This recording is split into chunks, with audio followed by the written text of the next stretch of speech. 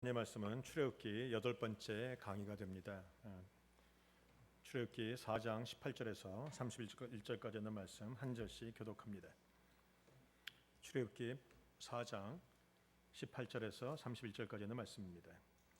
모세가 그의 장인 이드로에게로 돌아가서 그에게 이르되 내가 애굽에 있는 내 형제들에게로 돌아가서 그들이 아직 살아있는지 알아보려 하오니 나로 가게 하소서. 이드로가 모세에게 평안히 가라 하니라.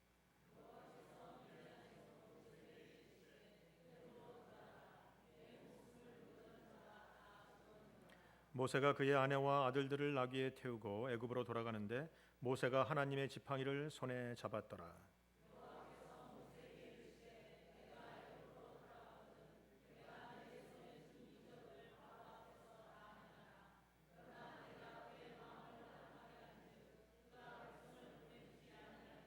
너는 바로에게 이르기를 여호와의 말씀에 이스라엘은 내 아들 내 장자라.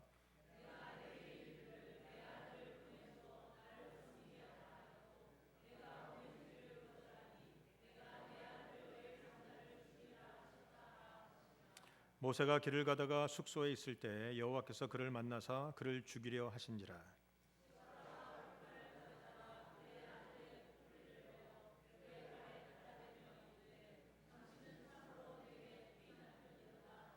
여호와께서 그를 놓아 주시니라. 그때 십보라가 피난 편이라 함은 할례 때문이었더라.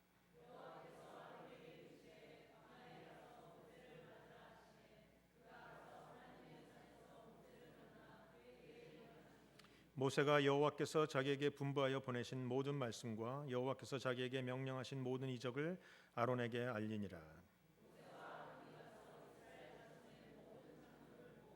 아론이 여호와께서 모세에게 이르신 모든 말씀을 전하고 그 백성 앞에서 이적을 행하니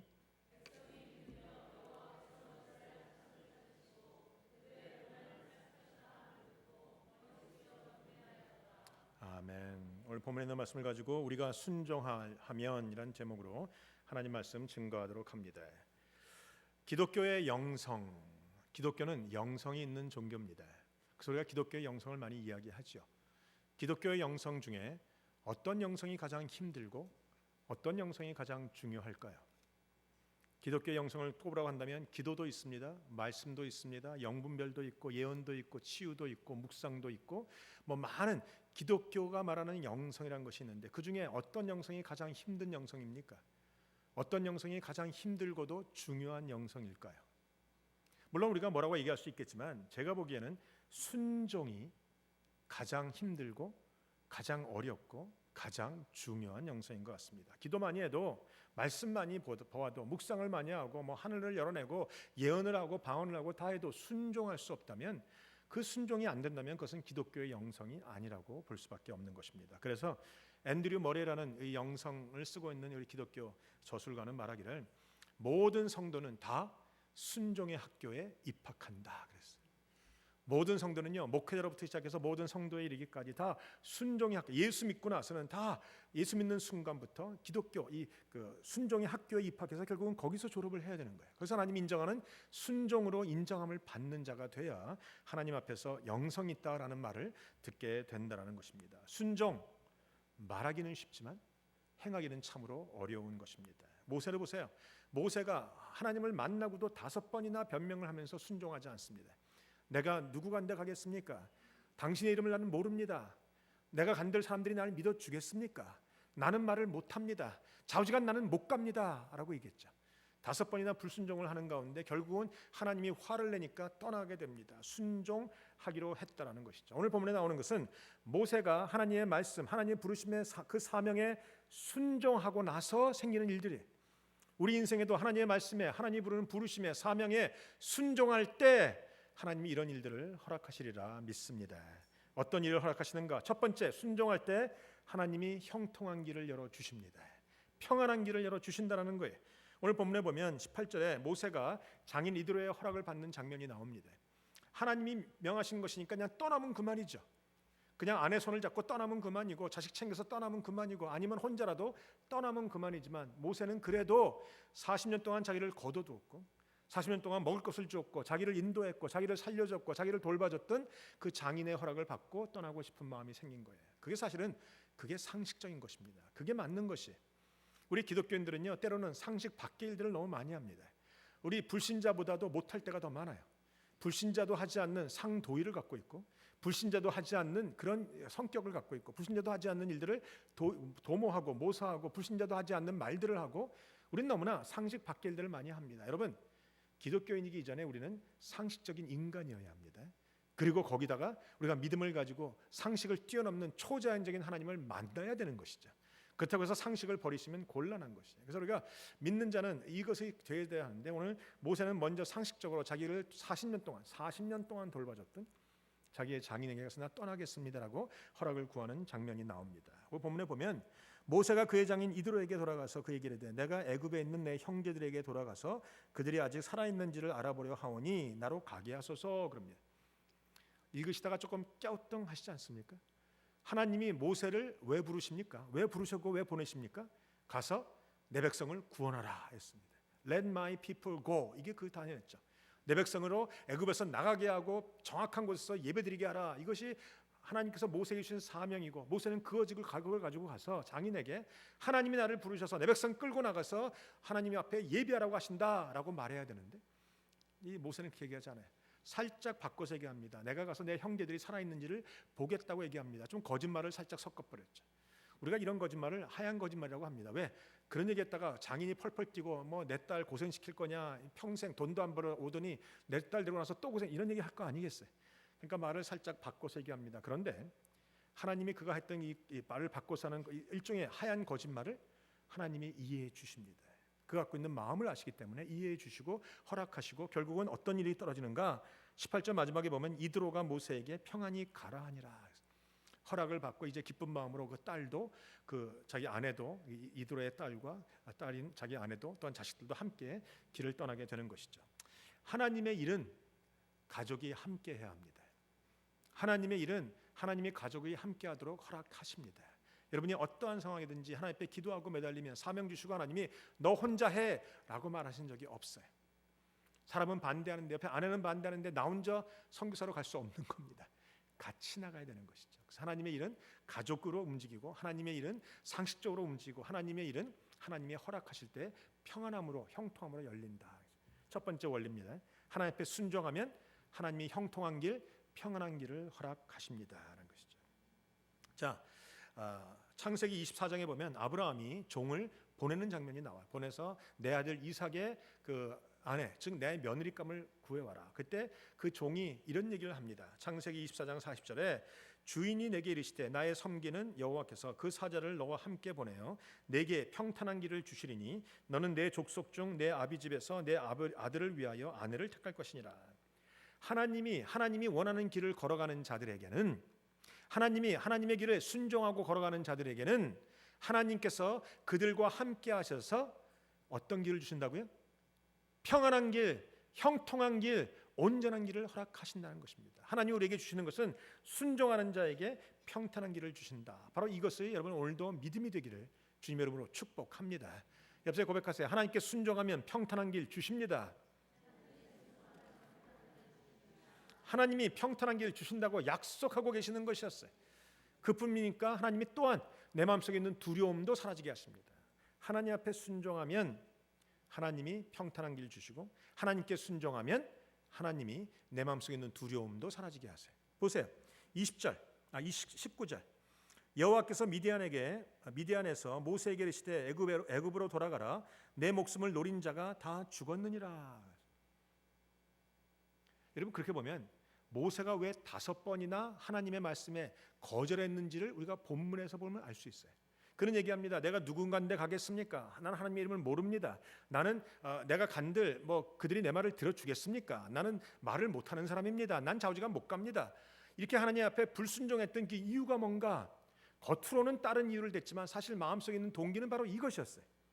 40년 전에 모세가 애굽 땅에 있을 때 이스라엘 백성들을 위해서 그가 분연히 일어나서 분노를 가지고 애굽 사람을 쳐서 죽였습니다. 그리고 그 일이 발각이 나서 들통이 나서 그가 쫓겨났죠. 도망갔어요. 살인자의 누명을 쓰고 간 것입니다. 그리고 아마 평생 그의 마음속에는 애굽 사람들이 어느 날 자기를 찾아올지 모른다라는 두려움이 있었을 거예요. 아니, 그의 마음속에는 내가 다시는 다른 데는 가도 애굽으로 못 간다. 가면 죽으니까 라는 마음이 있었을 거예요. 그러니까 하나님이 가라고 해도 못 갑니다, 못 갑니다, 못 갑니다. 마음에는 동기가 다른, 두려움이 다른 것이 있지만 그것은 싹 가리고 다른 곳으로 소리를 치고 있는 것이죠. 여러분, 아무리 감춰도 하나님은 여러분 마음속에 있는 두려움을 알고 계십니다. 아무리 속여도 하나님은 여러분 마음속에 정말 무슨 문제가 있는지, 무엇을 두려워하는지, 내가 무엇 때문에 목소리를 높이는지, 우리가 많은 사람과 지금 연합이 돼도 내 동기는 뭔지를 하나님이 알고 계시다는 거예요. 근데요, 하나님의 말씀에 순종하고 나가는 자들에게 하나님은 평탄한 길을 허락하실 뿐만이 아니라 그의 두려움을 해소시켜 주십니다. 주님 말씀하시잖아요. 너를 찾던 자들, 너의 생명을 노리던 자들이 이제 죽었다. 안심하고 가라. 여러분, 하나님은요, 우리에게 일을 시키시면서 사명을 주시면서 내 두려움을 그냥 갖게끔 하지 않으세요. 내가 뭘 두려워하는지 하나님이 정확하게 아세요. 내가 나가면 재정이 있을까? 내가 나가면 뭐 교회가 건물이 있을까? 내가 나가면 사람이 있을까? 내가 나가면 이럴까 저럴까? 우리 마음속에 있는 많은 두려움들, 누가 나를 따를 것인가 라는 많은 두려움들을 하나님은 그 두려움의 원인을 알고 계세요. 그래서 그것을 해소해 주신다는 거예요. 나에게 사명을 주실 때는 하나님이 순종하면 평탄한 길 주시고 순종하면 두려움도 해결해 주십니다. 오늘 하나님 앞에 순종만 하시면 될 거라는 그런 말씀을 받으시길 바라요. 여러분, 세 번째로 하나님 앞에 순종하면 평탄한 길 주시고 우리에게 두려움을 해소시켜 주시고, 세 번째로 하나님 앞에 순종하면 하나님의 능력을 더하여 주십니다. 우리 20절에 보세요. 모세가 그의 아내와 아들들을 나귀에 태우고 애굽으로 돌아가는데 모세가 하나님의 지팡이를 손에 잡았더라. 하나님 앞에 순종하면 하나님의 능력이 임합니다. 하나님께 순종하면 내가 갖고 있는 평범한 것, 보잘것없는 것, 아무런 가치가 없는 것이라도 변해서 놀라운 하나님의 기적을 일으키는 능력이 된다라는 것이죠.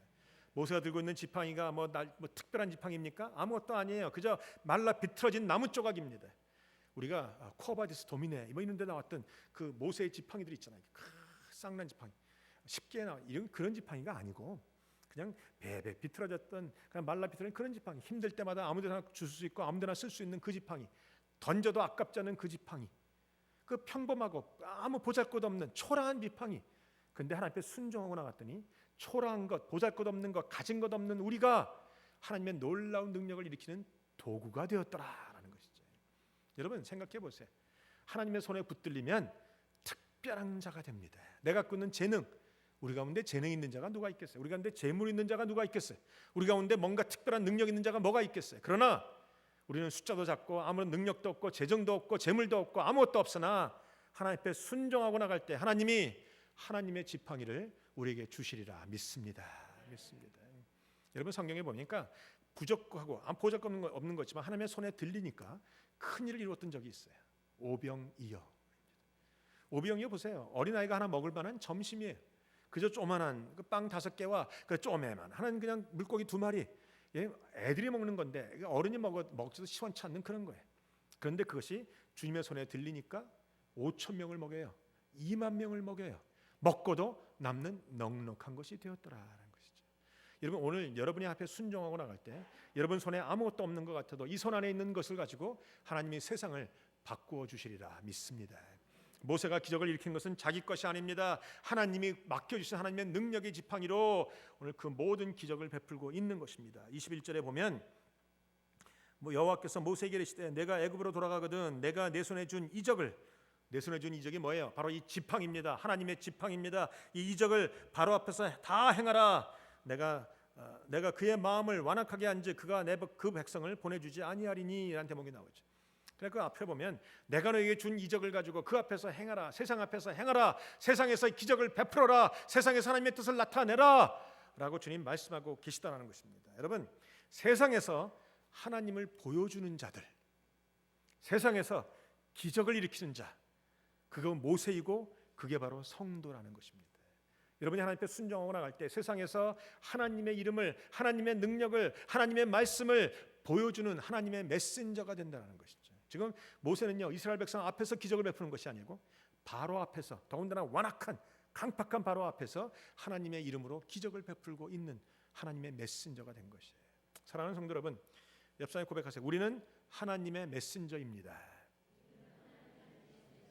세상에서 하나님의 이름을 날릴 메신저라는 거예요. 그래서 하나님의 보여준 메신저. 근데 우리가 세상에서 보이지 못하잖아요.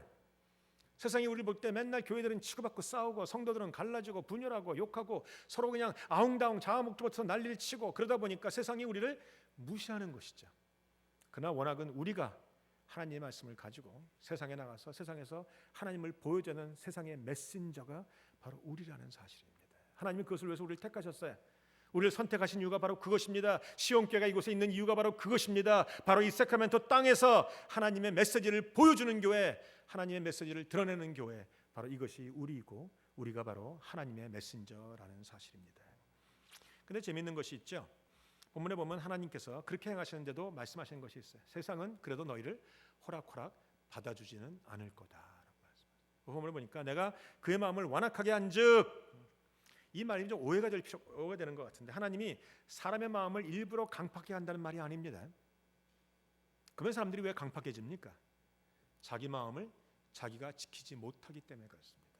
하나님은 사람의 마음을 강팍하게 하시는 분이 아니고 사람들이 하나님 앞에서 강팍한 마음을 가지고 돌이키지 않을 때 그냥 내버려 두시는 분이에요. 성경에 보니까 로마서에 뭐라고 말하는가? 1장 28절에 저희가 마음에 하나님 두기를 싫어하며 하나님께서 저희를 그 상실한 마음대로 내어버려 두사 합당치 못한 일을 하게 하셨다. 사람의 마음은 누가 지킵니까? 하나님이 지켜주시지 않습니다. 성도들의 마음은 누가 지킵니까? 하나님이 지켜주시지 않습니다. 성도들의 마음은 각자가 자기가 지키는 것이에요. 자기가 마음이 상할 수 있어요. 강팍해질 수 있습니다. 그러나 상황과 환경과 사람 때문에 그렇게 될 수는 있으나 그것을 스스로 돌려서 하나님 앞쪽으로 향하게 하셔야 돼요.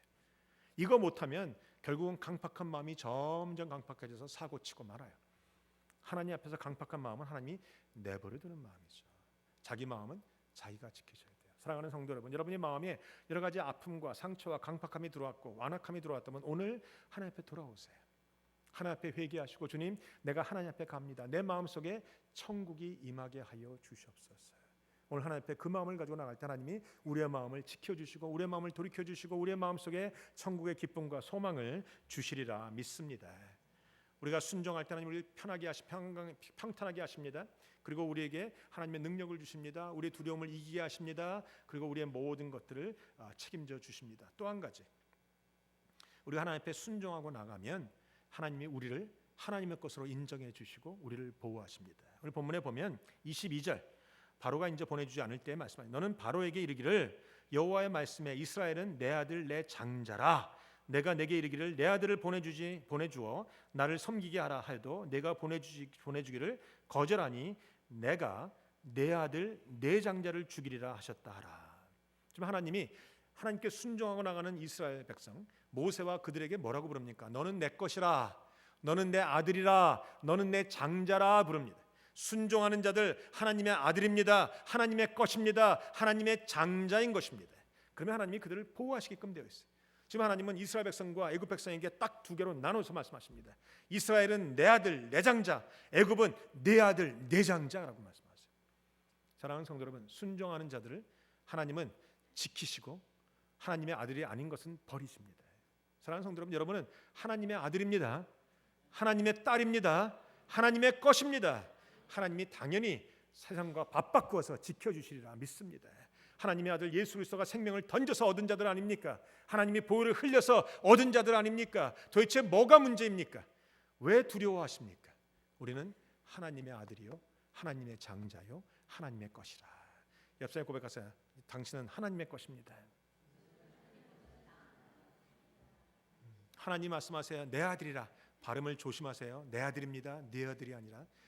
하나님이 우리를 향해서 내 아들이라. 그리고 애굽 사람을 향해서 너희는 내 아들이고 내 자식이라 말씀. 하나님은요 자기 것을 철저하게 지키세요.